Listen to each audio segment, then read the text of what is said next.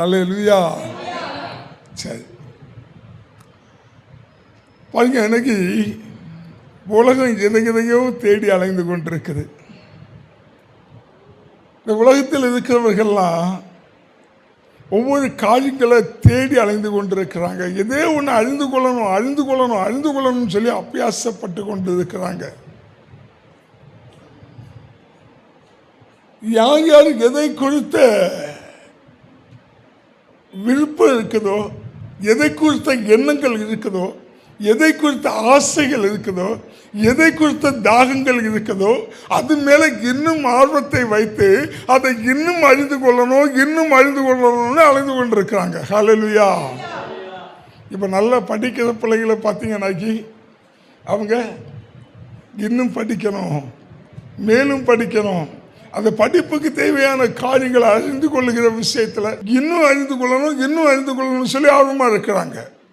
கடந்த நாளில் என்னுடைய நண்பர் ஒரு நரம்பியல் டாக்டர் நான் சந்தித்தேன். ஆக்சுவலாக அவர் ரொம்ப டேலண்ட் பர்சன், நரம்பியலில் ஒரு ஸ்பெஷலிஸ்ட்டுன்னு சொல்லுவாங்க அவரை குறித்து. அவரோடு நான் பேசிகிட்டு இருக்கும்போது அவர் சொன்னார், பிரதர் நான் அயர்லாந்துக்கு போகிறேன்னாரு. ஏயா உங்களுக்கு இங்கே நல்ல ஒர்க் இருக்குது, இங்கே வருமானங்கள்லாம் நல்லா இருக்குது, இங்கே உங்களுக்குன்னு ஒரு தனித்துவம் இருக்குது, உங்களுக்குன்னு ஒரு முக்கியத்துவம் இருக்குது, உங்களுக்கான ஒரு ஸ்தானம் இருக்குது, உங்களுக்குன்னு ஒரு அங்கீகாரம் இருக்குது, உங்களுக்குன்னு ஒரு பேர் இருக்குது, அப்படி எதுக்கு திடீர்னு ஃபாரின் போகிறீங்க அப்படின்னு நான் கேட்டப்போ சொன்னார், நான் படிக்கிறதில்ல, இன்னும் கொஞ்சம் படிக்க வேண்டியது இருக்குது, அதனால நான் அயர்லாந்துக்கு போக போகிறேன் அப்படின்னு. பாருங்கள், ஒவ்வொருத்தருக்கும் எது மேலே ஆர்வம் இருக்கோ அதை இன்னும் அறிந்து கொள்ளணுங்கிற தேடல் இருக்குது. ஹல்லேலூயா. அப்ப கவனிங்க, ஆண்டவர் நமக்கு சொல்லியிருக்கிறாரு, உன்னுடைய அழைப்பு என்ன அழைப்பு? நித்திய ஜீவனுக்கு ஏதுவான அழைப்பு. நல்லா கவனிங்க, நம்மளை ஆண்டவர் எதுக்காக தெரிந்து கொண்டார்னா நித்தியத்துக்கென்று அழைத்து கொண்டார், நித்தியத்துக்கென்று பிரித்தெடுத்தார், நித்தியத்துக்கென்று நம்மளை கத்த தெரிந்து கொண்டார். அதான் யோவான் 15:14 சொல்லுது பாருங்க, நீங்கள் என்னை தெரிந்து கொள்ளவில்லை, நான் உங்களை தெரிந்து கொண்டார். அப்ப பாருங்க, ஆண்டவர் எதுக்காக தெரிந்து கொண்டார்னா நமக்குள்ளான ஒரு ஆசை என்னன்னா, இந்த உலகத்தில் பிரகாசிக்க வைக்கணும், இந்த உலகத்தில் மேன்மையான வாழ்க்கையை வாழணும், இந்த உலகத்தில் ஒரு உயர்வான வாழ்க்கையை வாழணும், இந்த உலகத்தில் ஒரு ஜெயமுள்ள வாழ்க்கையை வாழணும். ஆனா கவனிங்க, இதெல்லாம் உண்டு. ஆனா உங்களுடைய நோக்கம் எப்படி இருக்கணும்னா, நான் நித்தியத்துக்காக அழைக்கப்பட்டிருக்கிறவன். எல்லாரையும் போல செத்து நரகத்துக்கு போறதுக்கு ஆண்டவர் நம்மளை அழைக்கல. அவர் நித்திய காலமாய் வாழும்படியாய் சாகாமையை தரித்துக் கொள்ளுகிறவர்களாய் நம்மளை அழைத்திருக்கிறார். ஹல்லேலூயா. பக்கத்தில் சொல்லுங்க, உங்களுக்கு சாவே கிடையாது, சாவே கிடையாதுங்க. நமக்கெல்லாம் யாராலையும் நம்மளை சாகடிக்க முடியாது, நமக்கு சாவே கிடையாது. ஒருவேளை இந்த மாம்சத்தின்படி நம்ம மழித்து போயிட்டோம்னா இந்த மாம்சத்துக்கு தான் அழிவை தவிர நம்முடைய ஆத்மாக்கு அழிவில்லை. அது நித்திய காலமாய் நித்திய ராஜ்யத்தில் தேவனோடு வாழ்ந்து கொண்டிருக்கோம். ஹல்லேலூயா. அப்ப நல்லா கவனிங்க, நித்தியத்துக்கு அழைக்கப்பட்டிருக்கிற நாம, நித்திய ஜீவனை பெற்றுக்கொள்ளும்படியாக அழைக்கப்பட்டிருக்கிற நாம, நித்திய ஜீவனை தருவேன் என்ற வாக்குத்தத்தத்தை பெற்றுக்கொண்டிருக்கிற நாம எதை தேட ஆர்வமா இருக்கணும்னா நித்தியத்தை குறித்த காரியங்களிலே நம்முடைய தேடல் ஆர்வமா இருக்கணும். ஹல்லேலூயா. ஒரு பொண்ணுக்கு ஒரு அலைன்ஸ் பார்த்துட்டாங்க வைங்களேன், இந்த அலைன்ஸ் வந்த உடனே என்ன செய்றாங்க, இந்த பொண்ணை திருமணம் பண்ணி கொடுக்கிறதுக்கு சம்பந்தப்பட்ட அந்த மாப்பிள்ளை வீட்டார் வந்து பொண்ணு கேட்கும் போது இந்த பெண் வீட்டார் என்ன செய்கிறாங்கன்னா அந்த மாப்பிள்ளையை குறைத்து நன்கு அறிந்து கொள்ளும்படியாக அவரை விசாரிக்கிறாங்க. பாருங்க, அவருக்கு எப்படியாவது அழியணும், அவருடைய குணநலன் என்னங்கிறத அழியணும், அவருடைய கேரக்டர் என்னங்கிறத அழியணும், அவருடைய செயல்பாடுகள் எப்படிங்கிறத அழியணும், அவர் எப்படி பட்டவருங்கிறத அழியணும் அப்படின்னு சொல்லி இந்த அழிந்து போகிற இந்த உலகத்தில் ஒரு பொண்ணு கல்யாணம் பண்ணி கொடுக்கறதுக்கு அந்த மாப்பிள்ளையை கொடுத்து அவ்வளவு அழியணும்னு சொல்லி விசாரிக்கிறாங்க, தேடுறாங்க, தேடல இறங்குறாங்க. ஹல்லேலூயா. அப்போ ராஜ்யத்துக்காக பிரித்தெடுக்கப்பட்டிருக்கிற நாம மணவாளன் எப்படிப்பட்டவன், மணவாளன் எப்படிப்பட்டவன் சொல்லி அழிகிற காரியத்தில் நம்ம ஆர்வமா இருக்கணும். ஹல்லேலூயா. பக்கத்து சொல்லுங்க, அவரை அறிகிற அறிவு உங்களுக்கு உண்டாகணும்.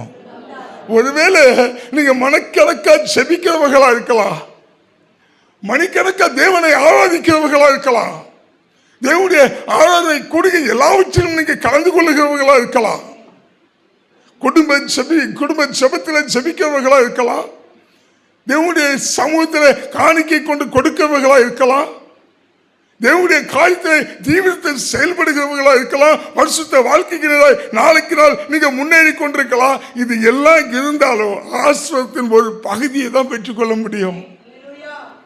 நான் ஜெபிக்கிறதுனால முழு ஆசீர்வாதத்தை பெற்றுக்கொள்வேன்னா முடியாதுங்க. நான் வேதத்தை வாசிக்கிறதுனால முழு ஆசீர்வாதமும் உண்டாகுமா? இல்ல நான் பரிசுத்தமாய் வாழ்றதுனால முழு ஆசீர்வாதமும் உண்டாகுமா? நித்தியத்துக்கு தேவையான ஆசீர்வாதமும் வேணும், இந்த உலகத்துக்கு தேவையான ஆசீர்வாதமும் நமக்கு வேணும். அப்போ நம்ம என்ன செய்யணும்னா ஜெபிக்கிறதும் இருக்கணும், வேதம் வாசிக்கிறதும் இருக்கணும், ஆலய கொடுகையில கூடிக்கொள்ளுகிற காரியங்களே இருக்கணும், நாளைக்கு நாள் பரிசுத்த வாழ்க்கையில இருக்கணும். இது எல்லாவற்றுக்கும் மேலாக அவரை அறிகிற அறிவிலே சிறந்தவராய் இருக்கணும். ஹல்லேலூயா. ஏன்னா அவர் என்னுடைய மணவாளன், நான் அவருடைய மணவாட்டி.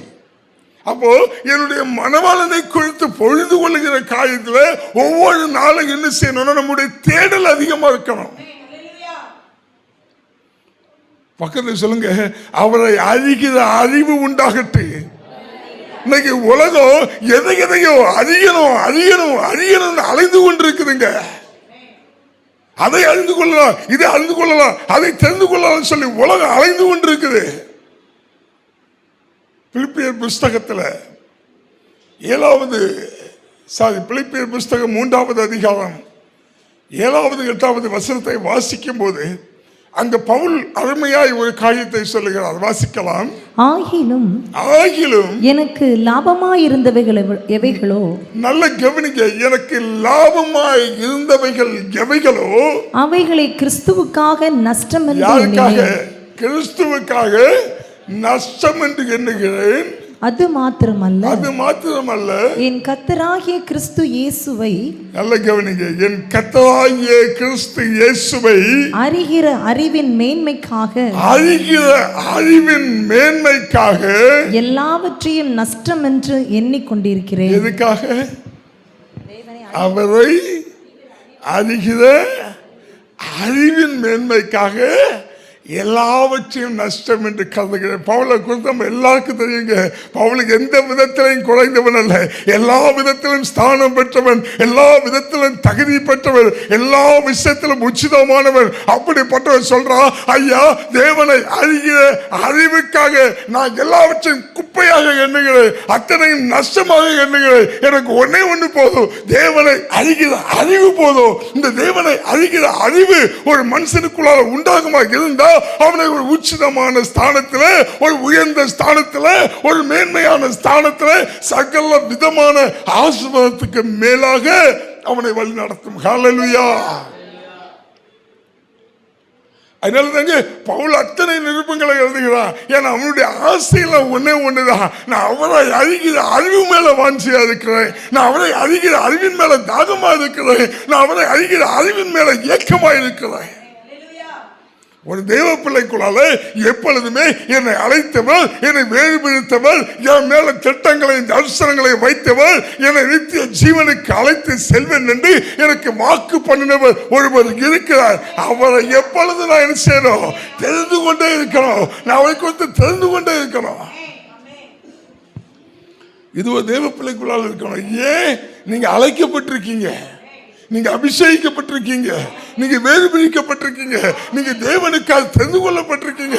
ஆனபடினால உங்களுடைய எண்ணங்கள், ஏக்கங்கள், விருப்பங்கள், ஆசைகள், தாகங்கள் எல்லாமே அவரை இன்னும் அறியணும்னா, இன்னும் ஒரு குறித்து நான் புரிந்து கொள்ளலையா, என் வாழ்க்கையை செம்மையாக்க பாருங்க. இப்ப உங்களுக்கு எல்லாம் என்ன எந்த அளவுக்கு தெரியும்? உங்க எல்லாருக்கும் என்ன தெரியும்? எவ்வளவு தெரியும்? இவர் ஒரு ஊழியக்காரரு.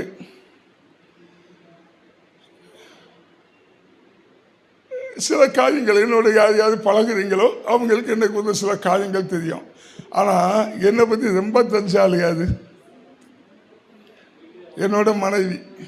ஆனால் அருமையாக சொன்னார், அவங்களுக்கு என்னை பற்றி A to Z தெரியும். ஏன்? அவங்க என்னோட மனைவி. பாருங்க, ஒரு புருஷனை பற்றி யாருக்கு அதிகமாக தெரியும்னா மனைவிக்கு தான் தெரியும். அப்போ நல்லா கவனிங்க, மணவாளனை கொடுத்து யாருக்கு அதிகமாக தெரியணும்னா மணவாட்டிக்கு தெரியும். ஹல்லேலூயா. ஒரு தகப்பனை கொடுத்து யாருக்கு அதிகம் தெரியும்? பிள்ளைகளுக்கு தாங்க தெரியணும். தகப்பனை குறித்து பிள்ளைக்கு தெரியலன்னு உறவுக்கு அர்த்தம் இல்லை. என்ன ஒருவேளை நாளை காலையில் வீட்டில் வந்து அது உங்கள் புருஷனை பற்றி கொஞ்சம் சொல்லுங்க அப்படின்னா, ஏன் புருஷனை பற்றி எதுவுமே எனக்கு தெரியாது அப்படின்னு சொன்னாங்கன்னா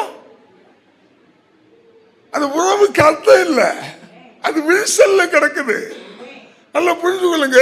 ஒரு மனைவி எப்படி புருஷனை குறித்து நன்கு அறிந்து வைத்திருக்கிறாளோ அதே போல மணவாட்டி ஆகிய நீங்களும் நானும் அந்த மணவாளனை குறித்து அதிக காரியங்கள்ல தீவிரமா இருக்கணும். அதான் பாருங்க, வேத வசனம் சொல்லுது, சத்தியத்தை அறிவீர்கள், சத்தியம் உங்களை விடுதலை ஆக்கும். சத்தியத்தை அறிகிற அறிவு என்னன்னு கேட்டீங்கன்னா அவரை அறிகிற அறிவு. நான் கிறிஸ்தவன் எங்கே போயிட்டு இருக்குங்க? ஏன் கிறிஸ்தவன் எங்கே போய்கிட்டு இருக்குன்னா, வேதத்தை எடுத்திருக்கிற தேவனுடைய பிள்ளைகளுக்குள்ளால தேவனை அறிகிற அறிவு இல்லை. அதனாலதான் ஓசியா 4:6 சொல்லுது பாருங்க, என்னுடைய ஜனங்கள் அறிவில்லாமல் சங்காரமாகிறார்கள். வாசிக்கலாம், ஓசியா 4:6 சொல்லப்பட்டது.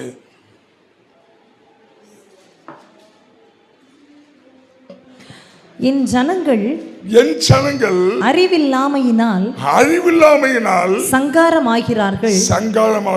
ஹல்லேலூயா. ஏன்னா நமக்குள்ளால எப்பவுமே என்ன இருக்கு தெரியுமா? எனக்கு என்ன நடக்குங்கிறது தெரியணும், என் வாழ்க்கை என்ன ஆக போகுதுங்கிறது தெரியணும், என் வாழ்க்கையில அடுத்த கட்ட நடவடிக்கை என்ன நடக்க போகுதுன்னு தெரியணும். என் வாழ்க்கை எப்படி போகுது, என் வாழ்க்கை கொடுத்த திட்டங்கள், என் வாழ்க்கை கொடுத்த தரிசனங்கள், என் வாழ்க்கை கொடுத்த நோக்கங்கள் எனக்கு தெரியணும். பாருங்க, எந்த ஒரு மனுஷன் அவரை கொடுத்து தெரிந்து வைத்திருக்காரோ அந்த மனுஷன் ஒருபோதும் என் வாழ்க்கை எப்படி ஆகுமோ, என் வாழ்க்கை என்ன ஆகுமோ, என் வாழ்க்கை எதிர்காலம் என்ன ஆக போகுதுங்கிற கலக்கம் உண்டாகாது. ஏன்? என்னை அழைத்தவர் மகிமையானவர், என்னை அழைத்தவர் அற்புதமானவர், என்னை அழைத்தவரால செய்ய முடியாத காரியம் ஒன்றுமல்ல. அவர் என்னை வேறுபடுத்திருக்கபடியினால என் வாழ்க்கையில என்ன செய்யணுமோ அத்தனையும் தெளிவாய் செய்ய அவர் வல்லவர். ஏன்? அவரை குறித்த அறிவு. என் மனவாளன் நான் தெரிந்து வைத்திருக்கிறேன். அவருடைய சத்துவம் என்னன்னு தெரியும், அவருடைய வல்லமை என்னன்னு தெரியும், அவருடைய மகிமை என்னன்னு தெரியும். என்னுடைய ஆலோசனை காரியங்கள்ல எனக்கு என்ன எப்படி ஆலோசனை கொடுத்து என்னை நடத்துவார்னு எனக்கு தெரியும். என்னுடைய எல்லா காரியங்களையும் நன்கு அறிந்து வைத்திருக்கிறவர். கவனிங்க, இந்த கிறிஸ்தவத்துக்குள்ளால ஒரே கவலை என்னன்னா நாளைக்கு என்ன ஆக போகுது. அதுக்காக தான் பாருங்க தீர்க்கதரிசிகளை தேடி ஓடுறாங்க. நீங்க மட்டும் நமக்கு மட்டும் அடுத்த வாரம் ஒரு பெரிய போர்டு ரோட்ல, இங்கே வருகிறவர்களுக்கு தீர்க்க தரிசனம் சொல்லப்படும் அப்படி ஒரு போர்டு வச்சா அங்கே இடம் பத்தாது. இன்றைய கிறிஸ்தவம் அலையுதுங்க, தீர்க்க தரிசனம் சொல்லப்படும் போர்டு. ஆனா ஒன்று சொல்றேன், ஒன்று புரிஞ்சுடுங்க, உண்மையான தீர்க்கதரிசி வந்து அடுத்த வருஷம் வாழ்க்கையில் என்னென்னலாம் நடக்க போகுதுன்னு மட்டும் சொல்லிட்டான்னு வைங்களேன், இன்னைக்கே செத்துருவோம். நாளைக்கு நடக்கிறது இன்னைக்கு தெரிஞ்சா இன்னைக்கே செத்துருவோம். ஏன்?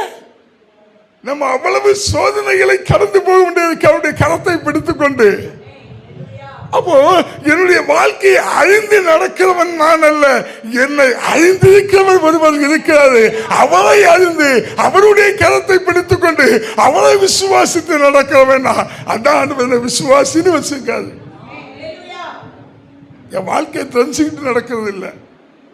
பாருங்க, இன்றைய கிறிஸ்தவம் அநேக இடங்கள்ல தீர்க்க தரிசனம் அலைகிறதுனாலதான் ஊழியக்காரங்கள்லாம் டோட்டலா மாறிட்டாங்க.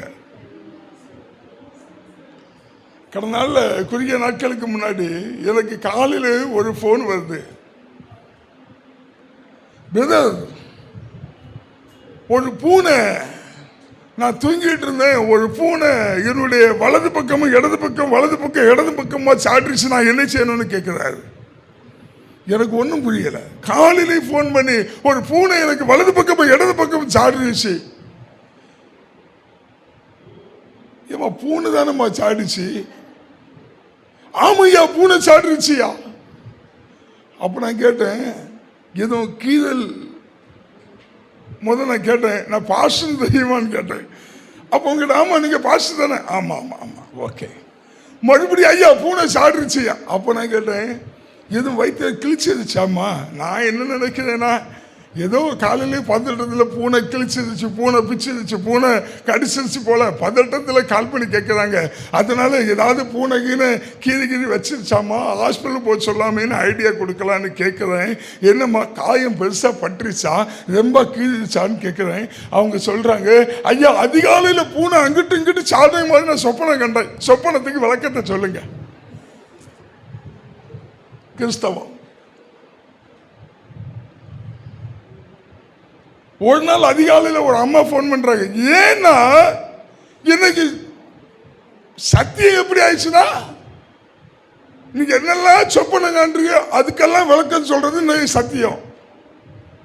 ஆனா அவரை அழிகிற அறிவு உங்களுக்கு உண்டாயிருக்குமா இருந்தால் அவர் உங்களுக்கு சொப்பனத்தை கொடுப்பாரானால் சொப்பனத்துக்கான விளக்கத்தை அவரை உங்களுக்கு கொடுப்பாருங்க.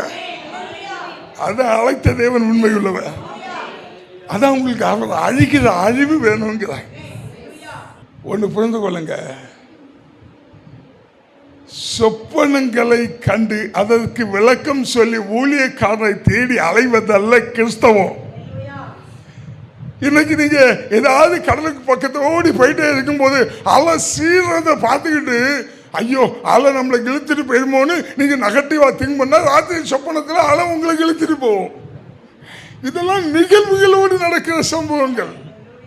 தேவன் உங்களுக்கு ஒரு தரிசனத்தை தந்தார்னா, நீ தேவனை அறிந்திருக்க பிள்ளையா இருந்தா, தேவனை கொடுத்த அந்த காரியங்களை உங்களுக்குள்ள தாகம் இருக்குமா இருந்தா, ஒரு சொப்பனை வரும்போது நீங்க என்ன செய்வீங்கன்னா, காலையில் எழும்பி தேவ சமூகத்தில் முழங்கால போட்டு, ஆண்டவரே எனக்கு இந்த சொப்பனத்துக்கு விளக்கத்தை தாங்க. ஏன்னா நீங்க அவரை அறிந்திருக்கீங்க, அதற்கான விளக்கத்தை அவர் தருவார். பைபிளில் தேவ பிள்ளைகள் ஒருபோதும் சொப்பனத்துக்கு விளக்கம் கேட்டு ஒவ்வொருத்தண்டையும் அலையலைங்க.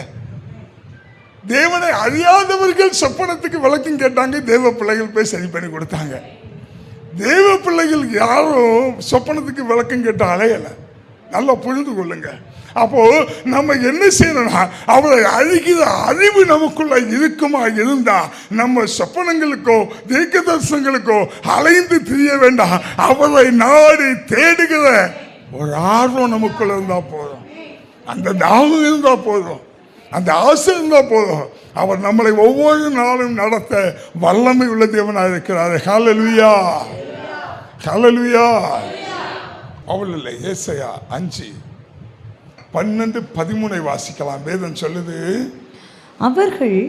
அவர்கள் சுரமண்டலத்தையும் தம்புருவையும் மேளத்தையும் நாதஸ்வரத்தையும் மதுபானத்தையும் வைத்து விருந்து கொண்டாடுகிறார்கள். என்ன செய்றாங்களா? விருந்து கொண்டாடி கொண்டிருக்கிறார்கள். தேவனை ஆராதிக்கிற காரியங்கள் எல்லாவற்றையும் வைத்து மதுபானத்தை அருந்தி விருந்து கொண்டாடி கொண்டிருக்கிறார்கள். இந்த வார்த்தை யாரை குறித்தால் வேதம் சொல்லுது? இஸ்ரவேலரை குறித்து சொல்லுது. தொடர்ந்து வாசிக்கலாம். ஆனாலும் கர்த்தரின் கிரியையை நோக்குகிறதும் இல்லை, கர்த்தரின் கிரியைகளை நோக்குகிறதும் இல்லை, நோக்குகிறதும் இல்லை, அவர் கரத்தின் செய்கையை சிந்திக்கிறதும் இல்லை, அவர் கரத்தின் செயல்களை சிந்திக்கிறதும் இல்லை.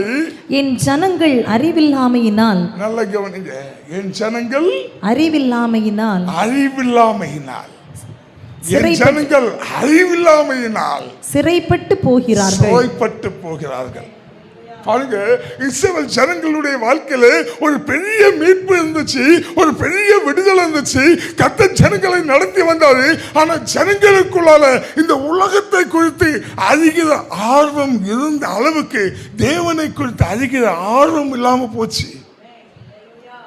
பாருங்க, அடிமைத்தனத்திலிருந்து மீட்கப்பட்ட ஜனங்களுக்கு மறுபடி ஒரு அடிமைத்தனம், எகிப்திலிருந்து மீட்கப்பட்ட ஜனங்களுக்கு மறுபடி ஒரு பாபிலோன், விடுவிக்கப்பட்ட ஜனங்களுக்குள்ளால மறுபடி ஒரு சிறையிருப்பு. ஏன்னு கேட்டீங்கன்னா, தேவனை குறித்து அறிகிற அறிவு இஸ்ரவேலுக்குள்ளால இல்லாம போச்சு. அது மட்டுமல்ல, அதை குறித்த ஒரு தாகம் இல்லை, அதை குறித்த ஒரு வாஞ்சை இல்லை, ஏக்கம் இல்லை. அன்பான தேவனுடைய பிள்ளையை, நம்முடைய வாழ்க்கையில் நம்ம ஒவ்வொரு நாளும் என்ன செய்யணும்னா, உங்களை குறித்து அறிகிற அறிவை எனக்கு தாங்க ஆண்டவரே அப்படி சொல்லி நம்ம கேட்க ஆரம்பிச்சோம்னா, நம்முடைய வாழ்க்கையில வருகிற எந்த போராட்டங்களும் நம்மளை என்ன செய்ய முடியாது, அசைக்க முடியாது, நம்மளை நெருங்க முடியாது. எந்த புயலானாலும் சரி, எவ்வளவு பெரிய பிரச்சனையானாலும் சரி, நம்மளை ஒன்றும் சேதப்படுத்த முடியாது. ஏன்? என்னை இந்த இக்கட்டிலிருந்து, இந்த பிரச்சனைகளிலிருந்து விடுவிக்கிறவரை எனக்கு தெரியும். அவரால் முடியாத காரியம் ஒன்றும் இல்லை. நம்முடைய வாழ்க்கையில் ஏன் இவ்வளவு சலசலப்பு தெரியுமா? ஏன் இவ்வளவு வேதனைகள் தெரியுமா? சில நேரத்தில் ஏன் இவ்வளவு சோர்வுகள் தெரியுமா? சில நேரத்தில் ஏன் நம்ம கண்ணீரோடு இருக்கிறோம் தெரியுமா? சில நேரத்தில் ஏன் எதிர்காலத்தை நிறைத்து பயந்து போய் இருக்கிறோம் தெரியுமா? அவரை குறித்து அறிவில்லாததுனால, அவரை அறிகிற அறிவில்லாததுனால. அப்ப நம்ம எப்பொழுதுமே என்ன கேட்கணும்னா, ஆண்டவரே, இந்த உலகத்தின் மேன்மையெல்லாம் ரெண்டாவது இருக்கட்டும், ஆண்டவரே, உங்களை குறித்து அறிகிற அந்த அறிவை எனக்கு தாங்க ஆண்டவரே. நல்லா கவனித்துக் கொள்ளுங்க. நம்ம கிறிஸ்தவர்கள்னு சொல்றோம், கிறிஸ்தவர்கள்னு சொல்ற நம்ம கிறிஸ்துவை அறிகிற அறிவை நம்ம தேடலன்னு வைங்களேன், நம்முடைய வாழ்க்கை ஜீரோ ஆயிடும், நம்முடைய வாழ்க்கை கேள்விக்குறி ஆயிடும்.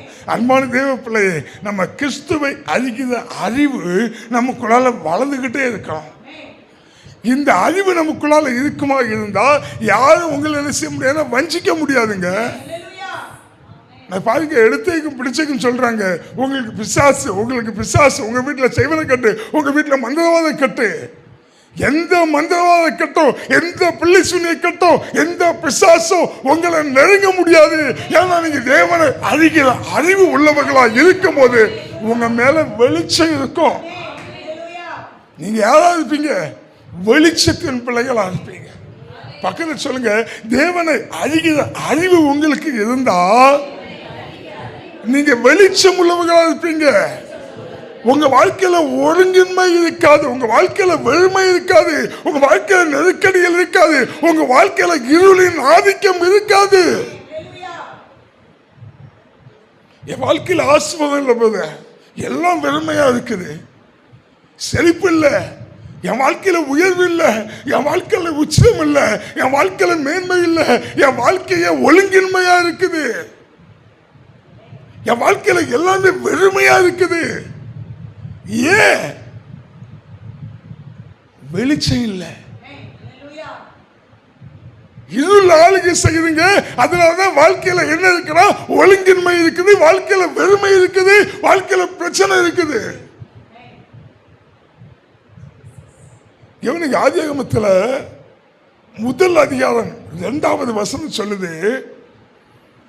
ஆதியாகமம் முதல் அதிகாரம் 1வது அதிகாரம் 2வது வசனம். பூமியானது ஒழுங்கின்மையும் வெறுமையுமாயிருந்தது. காரணம் என்ன தெரியுமா? பூமி ஒழுங்கின்மையும் வெறுமையுமாயிருக்க காரணம் ஆழத்தில் இருள் இருந்தது. அப்ப எங்கெங்க இருள் இருக்குமோ அங்க ஒழுங்கின்மை இருக்கும், அங்க வெறுமை இருக்கும். இப்ப இந்த இருளை அகற்றணும். அகற்றணும். கிறிஸ்தவ வாழ்க்கையில நான் ஒரு ஜெயம் உள்ளவனாய் வாழணும்னா என் வாழ்க்கையில் இருக்கிற இருளை அகற்றணும். அப்போ என் வாழ்க்கையில் இருக்கிற இருள் அகலணும்னா நான் அவரை அறிகிற அறிவுல வளரணும். பேசிக்காவே லாஜிக் உங்களுக்கு தெரியும். இருள் எப்படிப்பட்டதுன்னா உள்ளால எல்லாவற்றையும் என்ன செய்யும்? மறைத்து வைத்திருக்கிறோம். இருளுக்குள்ள என்ன இருக்குன்னு கண்டுபிடிக்க முடியாது. அங்க ஒழுங்கின்மை இருக்கும், அங்க வெறுமை இருக்கும். ஏன்?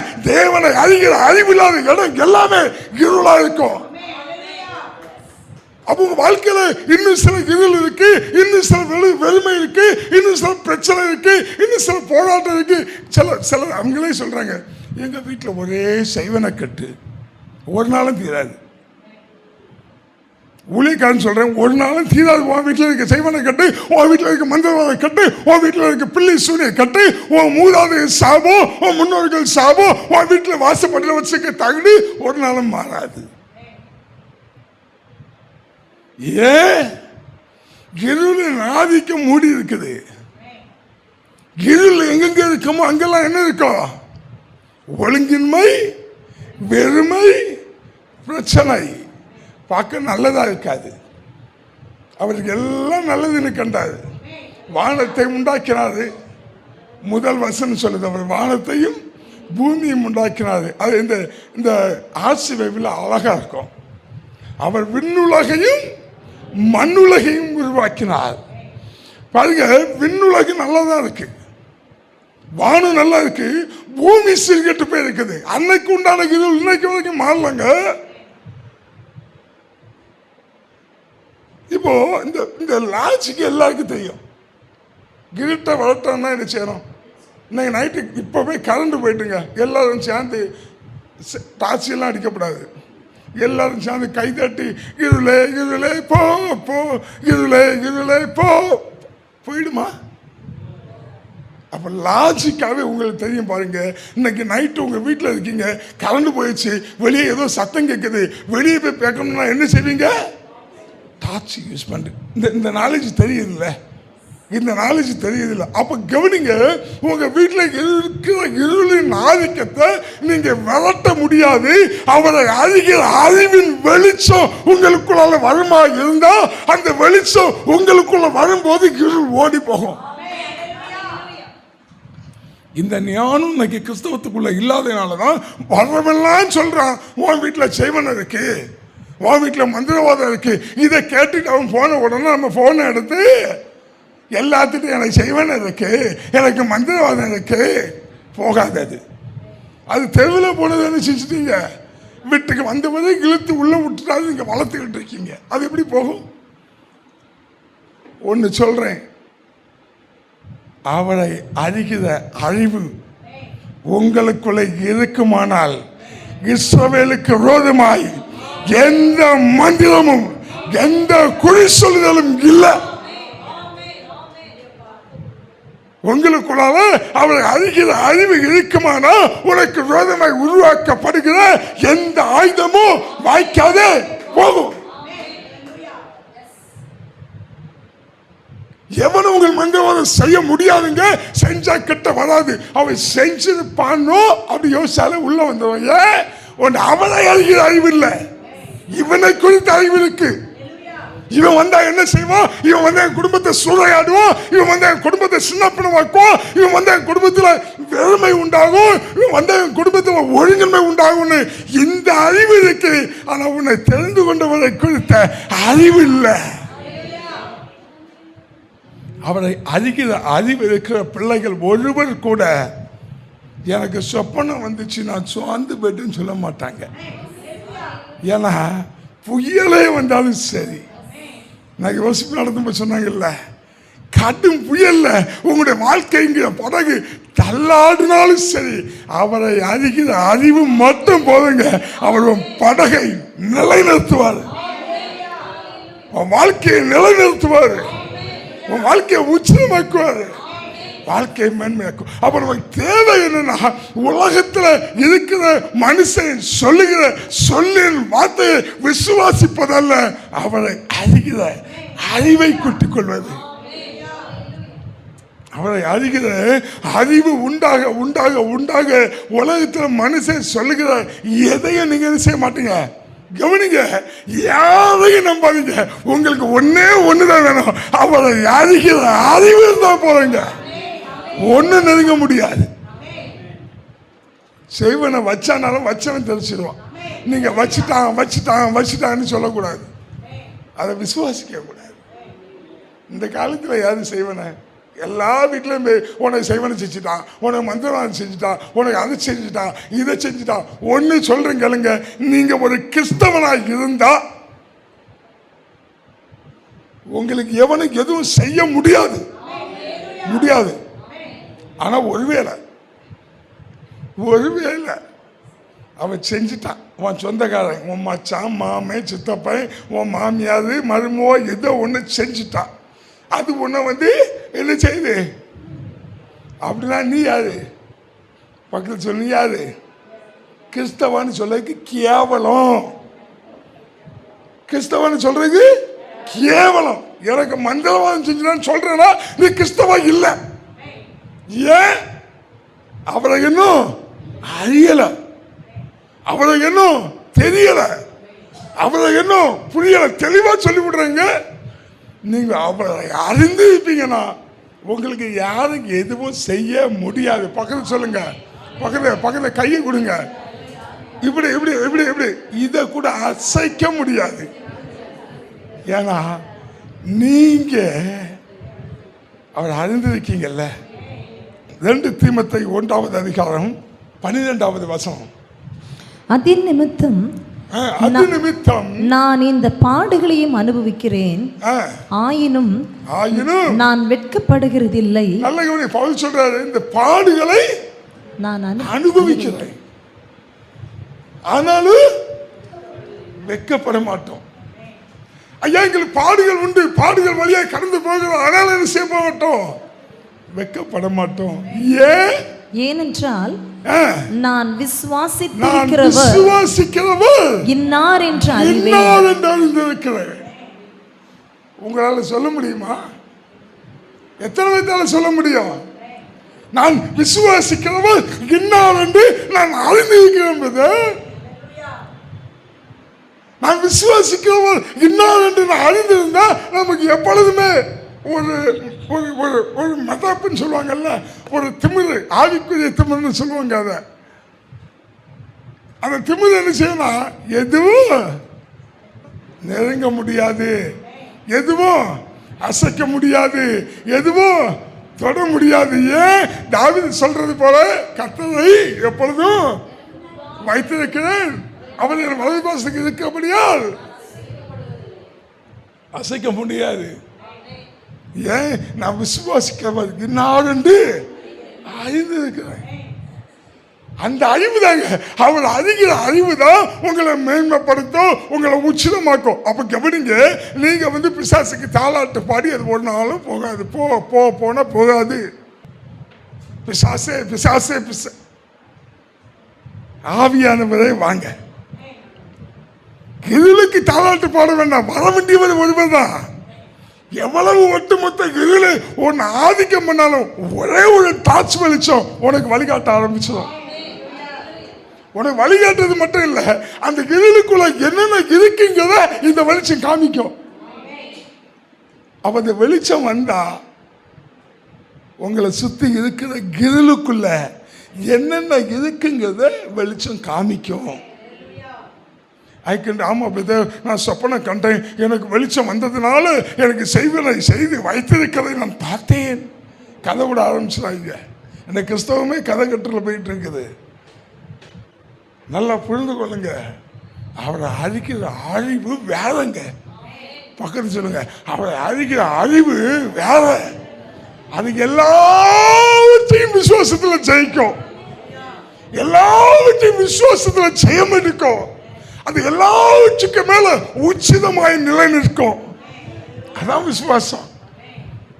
அது எத்தனை பிசாசு உங்களை சுத்தி நின்று ஆடினாலும் சரி, நீங்க ஒண்ணு சொல்லுவீங்க, என்ன தெரியுமா, நான் அசைக்கப்படுவதில்லை.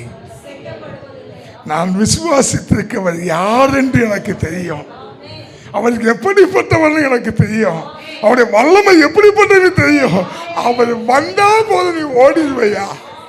அவர் வந்தா போதும் உன் குடும்பத்தில் இருக்கிற பிரிவினைகள் ஓடும், உன் குடும்பத்தில் இருக்கிற வறுமைகள் மாறும், உன் குடும்பத்தில் இருக்கிற தரித்திரங்கள் மாறும், உன் குடும்பத்தில் இருக்கிற ஒழுங்கின்மை மாறும், உன் குடும்பம் செழிப்பாகும், உன் குடும்பம் ஆசீர்வாதமாகும், உன் குடும்பத்தில் ரட்சிப்புகள் கடந்து வரும், இருள் விலகும். அவர் அப்படி இல்லை. எப்போ கூப்பிட்டாலும் வருவார். எப்போ கூப்பிட்டா அதை புரிஞ்சுக்கிடுங்கன்னு கேட்கிறான். புரியுதா? அவர் அறிகிற அறிவு, அவர் அறிகிற அறிவு, அவர் அது என்ன சொல்ல வரேன்னா அப்படிப்பட்டவர் அவர். அவரை புரிஞ்சுக்கிடுங்க. இப்போ அவரை புரிஞ்சுக்கிட்டீங்கன்னா அவர் எப்போ நீங்க கூப்பிட்டாலும் அவர் வந்துடுவார்.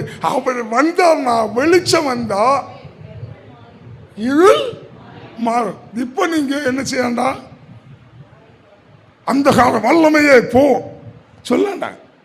நல்லா புரிஞ்சுக்கிடணும். ஜெபிக்கிறவன் சொல்லணும், சர்ச்சைக்கு ஒழுங்கா போறவன் கூட சொல்லணும். ஆனா அவரை அறிந்து இருக்கிறவன் அந்த ஜெபமே எடுக்கண்டாம். ஒரே ஒரு வார்த்தை, வாரும் தூய ஆவியே